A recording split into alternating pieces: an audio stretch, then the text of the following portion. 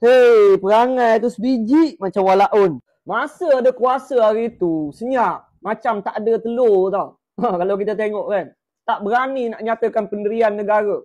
Dan keputusan yang kita dengar pada waktu itu, oh Malaysia berkecuali dengan konflik yang berlaku di Timur Tengah. Begitu juga dengan pesawat negara Israel yang lalu ruang udara kita. Yang tu pun senyap juga. Tapi hari ni bila dah tak ada kuasa, bila dah jadi pembangkang, macam-macam pula dia tanya.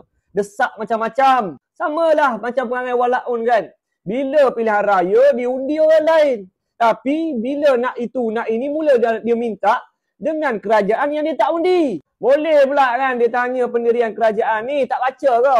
Pendirian Malaysia sokong Iran adalah tepat, berlandaskan prinsip keadilan sejagat. Ni yang terbaru ni, Presiden Iran sendiri minta Datuk Seri Anwar sampaikan pendirian kepada negara-negara Islam. Nampak tak? Bukan minta tolong dengan Presiden PAS, bukan minta tolong dengan Muhyiddin Yassin. Sebab apa?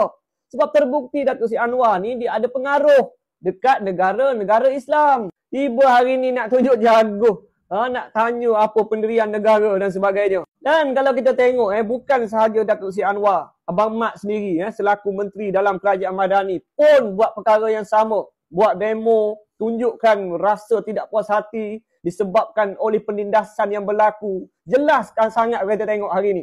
Yang di mana pemimpin-pemimpin yang ada hari ni bukanlah pemimpin yang berpeluk tubuh. Tetapi tetap dan cekal dengan pendirian daripada dulu sampai ke hari ni. Kalau dulu kata sokong, hari ni pun tetap sama sokong. Dan Bang Mat sendiri pun sangatlah lantang di dalam mengkritik. Dan dua sosok pemimpin ni, dia buat benda tu waktu dia ada kuasa. Tak sama macam kamu. Waktu ada kuasa, senyap. Macam tak ada telur tau. Ni bila dah jadi pembangkang, mula nak tunjuk jago. Tak ada guna dah. Kerajaan hari ni dengan pemimpin yang ada ni, jauh lebih berani nak banding dengan korang dulu.